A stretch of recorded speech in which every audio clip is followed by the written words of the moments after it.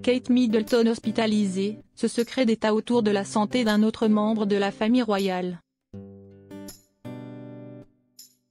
Les temps ont bien changé, jamais la famille royale n'a été aussi transparente sur la santé de ses membres. Dans un article en date du 18 janvier, nos confrères du Point se sont intéressés à cette évolution, revenant sur une période où les choses étaient bien différentes. Si l'hospitalisation de Kate Middleton a fait les gros titres, pendant longtemps, la santé de la famille royale est restée un sujet tabou.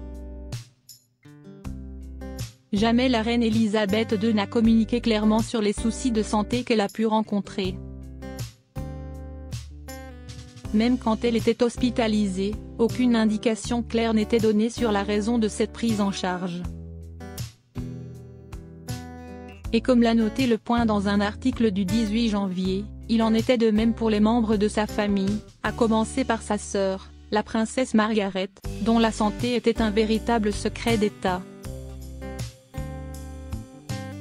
En effet, cette dernière a été hospitalisée à de nombreuses reprises, sans que le public en soit informé. Il faut dire qu'il aurait alors fallu communiquer sur ses excès.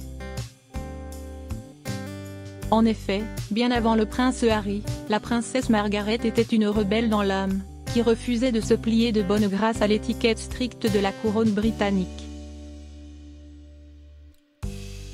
Grande amoureuse, elle n'a pas hésité à défrayer la chronique en épousant un roturier à une époque où cela était impensable, et n'a jamais réfréné son goût pour la fête, l'alcool et le tabac.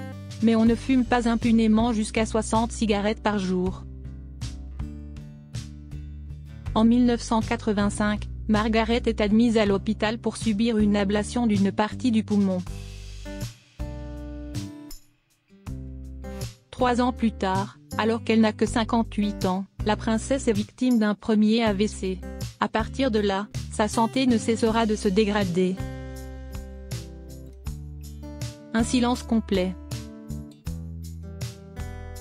Pour expliquer les soucis de santé de la princesse Margaret, comme ce fauteuil roulant dans lequel elle apparaît lors de ses rares sorties officielles, le palais opte pour un silence complet, allant même parfois jusqu'à cacher la vérité à sa sœur, la reine. Dans les années 1960, alors que la princesse festoie avec des amis, dont Keith Richards, le musicien des Rolling Stones, elle doit être transportée en urgence à l'hôpital après une overdose.